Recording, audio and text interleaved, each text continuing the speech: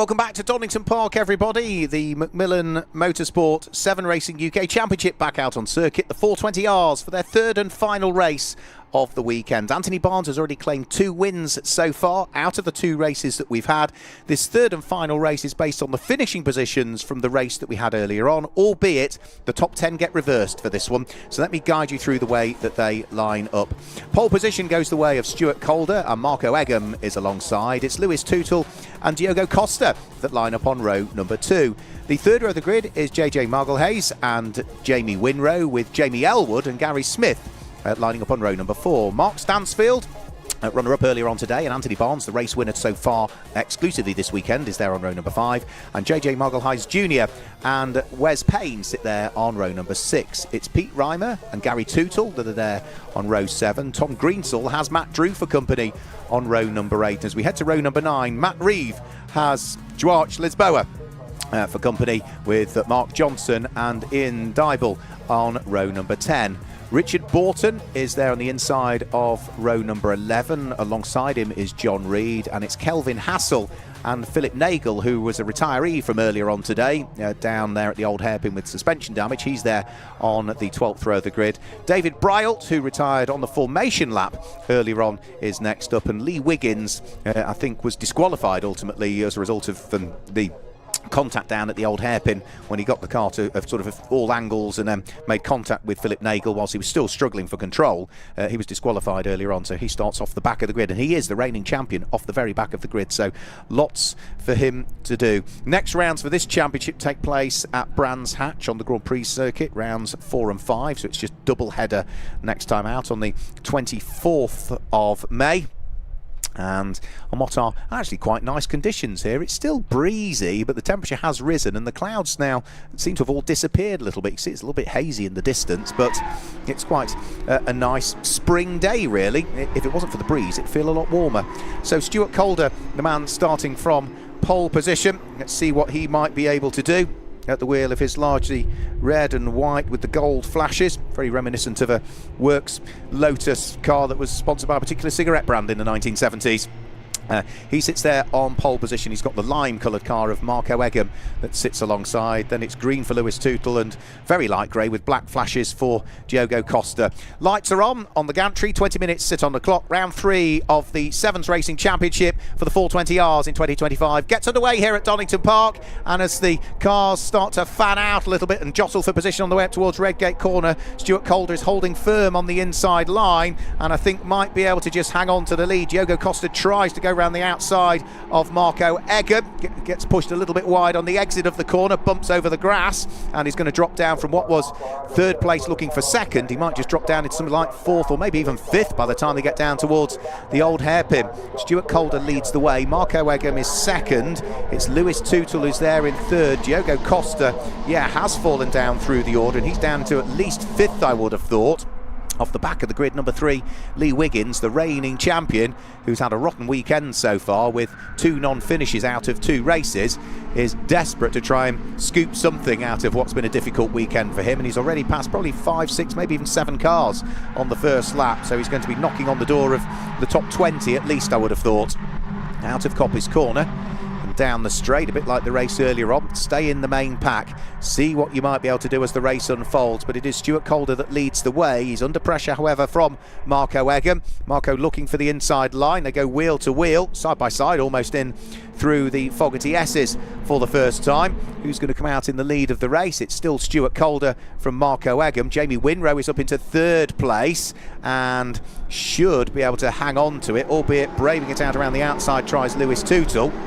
And if he can brave it around the outside at the Melbourne hairpin, that would give him the inside line when they get back up towards Goddard's. And I think, is it going to be Lewis Tootle that's up to 2nd now? It is, Marco Egham almost making a little bit of contact with him as they give each other hardly any room. All over the grass is Jamie Winrow coming out of the corner. That's going to drop him down outside of the top 6, maybe into 8th place as they head up towards Redgate Corner. But it's Stuart Calder that leads the way, and Jamie Winrow is there in 2nd place. It was Jamie Elwood, rather, that ran wide coming out of Goddard's corner. So just allowing Stuart Calder to break a little gap between himself and the chasing pack. So Calder leads.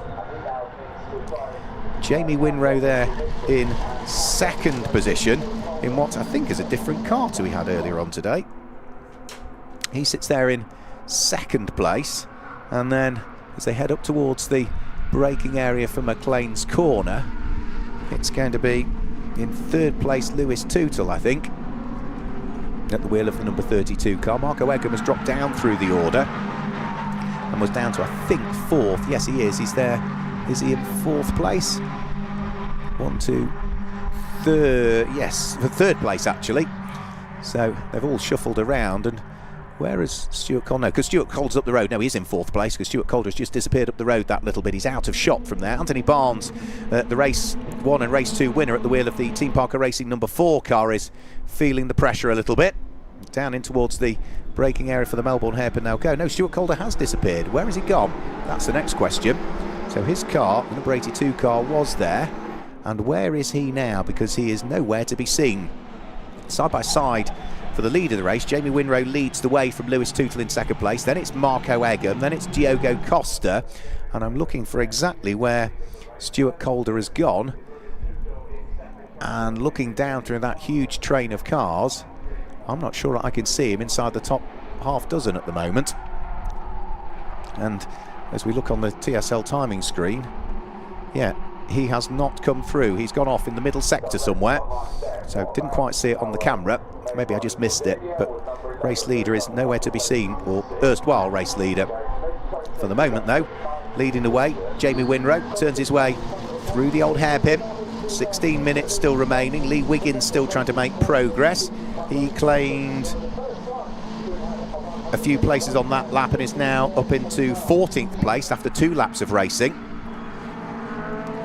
Stuart Calder is still out there, but he's dropped to the very tail end of the field, so he is still circulating. Just saw him briefly there, but he's right at the very tail end of the pack. So from the front of the pack to the back of the pack, and only 15.5 minutes now to try and make some progress to the man who sat there on pole position. Jamie Winrow still leading the way. Lewis Tootle not too far behind. Marco Egham under pressure from Diogo Costa, who's jinking out to try and sneak through on the inside line. They give each other just about enough room, and then capitalising on that and gaining a place is JJ Magalhaes. So the Italian going wheel to wheel with one Portuguese driver means that the other Portuguese driver, JJ Magalhaes, is able to gain a place, and then Anthony Barnes fires it up the inside of both to try and squeeze his way through, compromises his exit and puts himself under pressure now from the number 11 car of Jamie Elwood as those two run wheel to wheel coming in towards the braking area for Goddard's. Anthony Barnes up the inside of Jamie Elwood, might be able to gain the place. All over the grass on the exit of the corner is Lewis Tootle. So he's in second place, but that's now handed a handy little advantage to Jamie Winrow in the lead of the race. The other Jamie Elwood, has now got Mark Stansfield behind him, both of them having got past what I think was JJ Magalhaes that time through. So down through the Craner curves, in towards the braking area for the old hairpin. Jamie Winrow still continuing to just open up an advantage between himself and the chasing pack. It was almost a second that he had as he came over the start-finish line. So again, a bit like race number 1, if anybody gets away, you've got to work together, start to squabble, and the leader's just going to get further and further away. So you just need to try and work together, tow each other around the circuit, let one car overtake the other down the straight, sit behind it, let the next car overtake again down the next straight. So Jamie Winrow leading the way. Lewis Tootle second, Marco Egham third, but now it looks as though Diogo Costa's coming under pressure from Anthony Barnes. Lewis Tootle will lose out on second place as leaping through over the curbs goes Marco Egham, the man from Turin. However, he compromises his exit coming out of the Fogarty S's, and that's allowing Lewis Tootle to try and squeeze his way back through. Tootle breaks, he's on the outside line. They give each other just about enough room through the Melbourne hairpin. JJ Magalhaes also under pressure from the green and lime green car, which will be Mark Stansfield. But for the lead of the race, Jamie Winrow just getting away a little bit because it's one huge train of cars fighting for second back to probably the final place inside the top 10, and what was 9/10 of a second, case in point, because they're squabbling, goes out to nearly 2 seconds that time through. Everybody wants to be second at the moment, And just about hanging on to second place is Lewis Tootle, but Marco Egham is right with him. Anthony Barnes, followed by Diogo Costa. Then it's Jamie Winrow. JJ Margle-Hayes is next up. Lee Wiggins on his charge from the back of the pack gains another couple of places and is now up to 12th from 14th, but also sets the fastest lap of the race that time through. 1 minute 41.312 for the man from Essex. But the chasing pack have to just sort themselves out, contain their enthusiasm to squabble, work together, because Jamie Winrow now has broken the toe on those behind, and if he can just keep going around on his own whilst they squabble, he's just going to edge further and further up the road. There you go, you can see the lead advantage that the orange car has. Anthony Barnes jinks out from behind Marco Egham. Surely the 2-times race winner so far this weekend will pick up 3rd place. Yes, he does, in towards the Fogarty S's. Egham drops down into 4th place. Jamie Elwood was looking as though he might grab 5th place, and in fact he has. Yep, so the blue car with the orange flash down the centre is now up into 5th place. Egham tries to re-attack Anthony Barnes though as they head in towards the Melbourne hairpin, but he's going to have to tuck back behind as they come out of it. So it's Lewis Tootle 2nd, Anthony Barnes 3rd, Marco Egham 4th, Jamie Elwood in 5th place. Looks like JJ Margle-Hayes sits there in 6th place, and then after that, that's when it starts to get a little bit difficult to pick people up.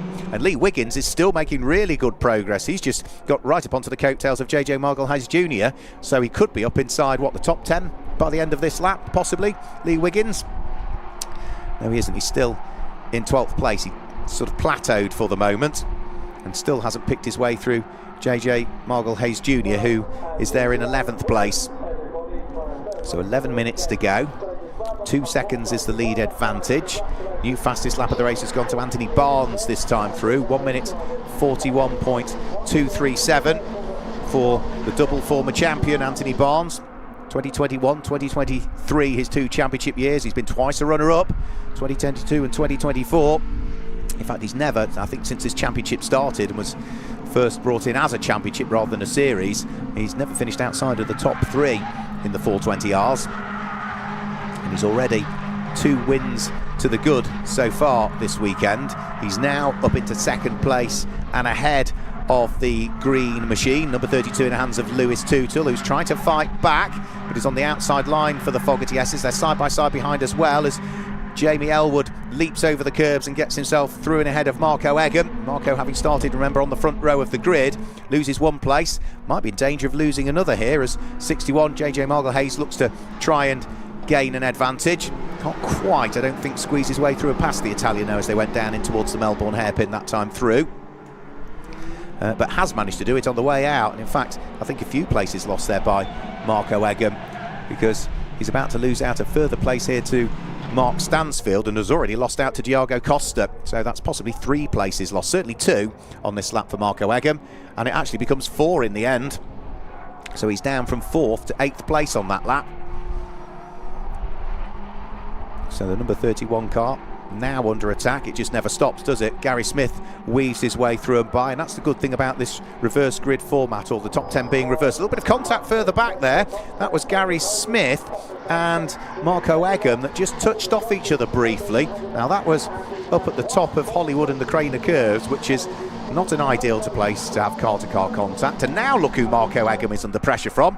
The man off the very back of the grid, Lee Wiggins, who was disqualified from the race earlier on today as a result of some contact down at the old hairpin that not only put him out of the race, it also put Philip Nagel out of the race.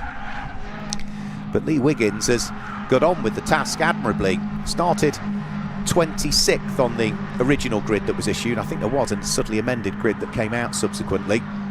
But as they head now down the straight, the number 3 car of Lee Wiggins in the background of the shot is pretty much alongside Marco Egham, but he's not going to be able to squeeze his way through, so he's going to have to tuck back behind and see what he might be able to do elsewhere around the lap. Marco Egham then runs wide though, coming out of the Fogarty S's, and that hands on a plate the position to Lee Wiggins, so it's another place picked up there from the reigning champion. So Marco Egham lost 4 places on the last lap. He's going to lose more than 4 on this lap because he ran wide coming through the Fogarty S's. He's now at a spin down at the Melbourne hairpin, and that is surely going to drop him right the way towards the tail end of the field. 2 wheels on the curb there for Gary Tootle as he tried to avoid making any contact with Margle-Hayes Jr. at the wheel of the number 7 car. Jamie Elwood still in the number 11 car trying to gain advantage. Now, I think there must be some sort of problem with Marco Eggum's car because he's leaped away from it on the inside of the Melbourne hairpin. Unfortunately, the marshals are positioned on the outside of the Melbourne hairpin, so they're going to have to cross the track to get to him. But hopefully, on the basis of these cars only weigh 635 kilos, even when the driver is on board, they should be able to push it out of harm's way, providing it's not locked in gear or something like that. But because of its position, I do think we might need possibly a safety car to come out to control the race. Yeah, safety car's on standby, not surprised. It's just always going to be difficult for the marshals to try and get over there to get the car out of harm's way under normal racing conditions, and then once they're over there, how do they get back to their usual marshalling point? Just not practical. So out comes the safety car. Fingers crossed it shouldn't take too long to sort out. So let me just run you through the order then, with Marco Eggum out of the car and the marshals now on hand. Even if he sits in and has to dip the clutch, they should be able to push him out of the way. But is that fluid from underneath I can see, or is that just the white line and the sun shining off it? Put it into neutral. Hopefully they'll be able to get it out of harm's way. Let me run you through the order. It's number 46, Jamie Winrow, that leads the way from the 2 times winner so far this weekend, which is Anthony Barnes in second place. Third place is Lewis Tootle. Fourth place is JJ Margle-Hayes. And fifth is Jamie Elwood. Sixth place is Diogo Costa. Seventh place is Mark Stansfield. Eighth place is where we see Gary Smith. Ninth place is Lee Wiggins, remember, off the back of the grid from the reigning champion, up to ninth already. And completing the top 10 is JJ Margle-Hayes Jr. Then as we head to 11th place, it's going to be Gary Tootle in 11th. 12th is going to be Pete Reimer there in 11th place. 13th place will be car number 23, which will be Tom Greensull. 14th place is where we see Mark Johnson. 15th place will be the car of Wes Payne. 16th place, Philip Nagel, another car that's come off the back of the grid, Philip, so he's up to 15th from 24th, so all is good with his suspension following it being ripped off in the race earlier on today. 17th place is Matt Reeve. 18th place is going to be Matt Drew. 19th place is John Reed, and completing the top 20 will be Duarte Lisboa. So that gives you the top 20 in this race. With 5 minutes to go, hopefully this might be the only time the cars will have to be behind the safety car, because the safety car's only just come out of the pit lane to pick up the pack. They did, what, 3/4 of the previous lap under safety car conditions, but the safety car wasn't deployed at that time, so I think it might just be a single lap for the safety car to utilise. The electric Hyundai safety car. And as ever, brilliant work by the marshals. Not only is the incident cleared out of harm's way, Marco Eggum's car is totally out of the way. Tiny bit of residual sweeping to be done. And yeah, I did say, is there a bit of fluid down there? Yes, there is the answer to that one. So we might need a further lap behind the safety car just while either oil or antifreeze is dealt with. So that's why the safety car is travelling reasonably slowly at this stage, to give the marshals as much time as possible to get the dust down on the oil stroke antifreeze, as the case may be, get it swept up, and then hopefully get back to their marshal point maybe at the end of this lap. If that's not practical to achieve that within the time scales, then there'll be a further lap behind the safety car, which brings into question as how many more racing laps we'll get out of this one. Hopefully we'll get at least one further racing lap, if not a couple, with our fingers crossed. As is traditional in Caterham racing, a few cars bearing the scars on their wheel arches, front or rear, and some of them minus a nose cone as well. I just spotted heading through the shop there. Jamie Elwood's car is one of those that's flapping around a rear wheel arch, and as it was, who was, well, I don't think noseless, I think it's just pointing up in the air. Can't quite pick out whom that might be. I think it's behind Mark Johnson's car, and if that's the case, it would be John Reed, I think, but no, that doesn't match the coloration of what I was expecting. It's Matt Reeve, possibly, is it? Number 2. No, Matt Reeve is behind. Let's just have a quick look. You see the nose cone is there, it's just sticking up in the air, so they're not the most aerodynamic things to start with. It is car number 50 that has got that. That's Wes Payne, actually. That's one of the few cars that I actually didn't see in the flesh. I was told it was brown and orange, but it looks more dark green. Dark green? No, sorry, dark grey and orange. So I'll just amend my notes on that one. So brilliant work by the marshals. A little bit of residual sweeping up I think has been done, and see all of the drivers just staying off that line from where the oil was. Lights are out on the safety car and we're about to get things back underway, which means we will get 2 laps of racing out of this one to decide who's going to come out on top of round 3 of the championship. Well, Jamie Winrow looking for his first win of the season. In second place, Anthony Barnes would like to try and make it a clean sweep of all 3 if he possibly can. But he's got Lewis Tootle behind him, making sure that that can't be the case. 2 wheels on the grass for Diogo Costa as he got things wrong on the approach in towards Redgate Corner. And thankfully, when he rejoined the circuit, didn't clatter into anybody, but it was rather marginal between himself and Jamie Elwood when they got towards the apex of Redgate. But Diogo trying to do everything to avoid what looked like an inevitable collision at one point, and thankfully it didn't occur. So the top 3 have broken away with 2 minutes to go. Jamie Winrow still just about with his nose ahead of Anthony Barnes. Lewis Tootle sitting there in 3rd place. Gary Tootle further down through the order, but just outside of the top 10 actually, the second member of the Tootle family. So through Coppice Corner, down the straight, and this is where Anthony Barnes might have an opportunity to draft himself into the lead of the race. Very early jinked out from behind the toe of Jamie Winrow, and is he going to pick up the lead? Yes, he does, as they head through the Fogarty S's. Anthony Barnes picks up the lead of the race from Jamie Winrow in 2nd place. Lewis Tootle still waiting patiently in 3rd for his opportunity to try and unlock the door and gain a place. Side by side for 2nd and 3rd place, Winrow and Tootle as they head in towards the Melbourne hairpin. JJ Margelheis, I think, was also in the mix as well there, was he not? As they went in towards the braking area for the Melbourne hairpin. That being the case, he'll have had a good restart.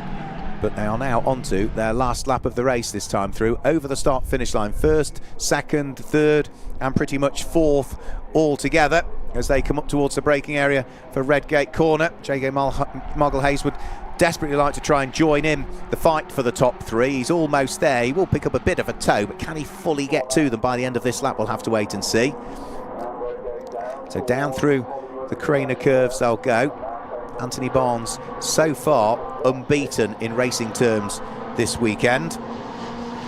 Through the old hairpin up towards Schwantz curve, the left-hand kink, and then in towards the braking area for McLean's Corner. Now the difficult thing for Anthony Barnes is that he is now making the hole in the air for the 2 behind. So for Jamie Winrow and for Lewis Tootle, they can choose their opportunity. Are they going to go for it on the exit of Coppice Corner and sneak through into the lead on the approach in towards the Fogarty S's? Well, if they do, then it then gives the next car the opportunity to sneak through on the approach to either the Melbourne hairpin. And this is why now Anthony Barnes is going massively defensive in towards the braking area for the Fogarty S's. Wheel to wheel with Winrow, who works his way around the outside. That's going to delay Anthony Barnes' exit from the corner, but again he will pick up the tow from the car ahead of him, and they are side by side now in towards the braking area for what is the penultimate corner. It is just about Jamie Winrow from Anthony Barnes, and then Lewis Tootle makes it 3 wide as they come out of the corner. Anthony Barnes has to slot himself back into 3rd place, but it's still Jamie Winrow that leads the way. Lewis Tootle is the meat in the sandwich, at 3 wide up towards Goddard's Corner, and they're just about avoiding each other. JJ Margelheis sees the opportunity, he might get a podium, but it's going to be Jamie Winrow that wins round 3 of the Sevens Racing Championship for the 420Rs from Lewis Tootle in 2nd place, and Anthony Barnes just 41 thousandths of a second shy of Lewis Tootle in 3rd place. JJ Margelheis finishes in 4th place. Jeremy Elwood is 5th, and I think it was Diogo Costa that completed the top 6. Well, the safety car bunched them all up towards the end, but we've had 3 really good races from the Macmillan Motorsport 7 Racing UK Championship 420Rs, and whilst there's been a few little retirements along the way, not least of which Stuart Calder and Marco Egan, both of whom had their problems in that race, we've really had some close, hard-fought but fair, typical Caterham 7 racing action from the Sevens Racing Championship.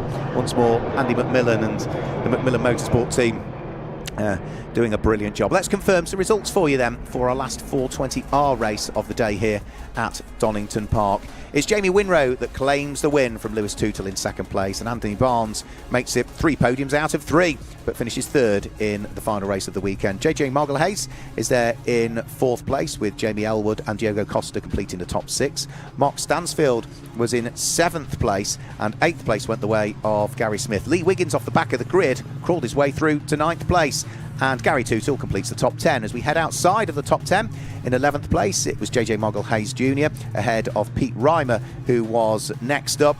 And then finishing in 13th position, it was going to be Tom Greensall in 13th place. Mark Johnson was 14th, Philip Nagel was 15th place, Wes Payne was 16th, ahead of Matt Reeves 17th. 18th place went the way of Matt Drew, and then it was John Reed and Joach Lisboa that completed the top 20. Then just outside of the top 20, David Bryalt ahead of Ian Dyball, and then Kelvin Hassel, and he was the last of our finishers. Marco Egham, Stuart Calder, 2 retirees. Well, that's it for the 420Rs for the moment in the Macmillan Sevens Racing UK Championship. But don't forget, we do have a further race coming up for you for the 310Rs and the 270Rs, and we'll be back with you for that 5 o'clock, 5:05, subject to timetable. Thanks for joining us. We'll see you for the final race of the weekend in the Sevens Championship.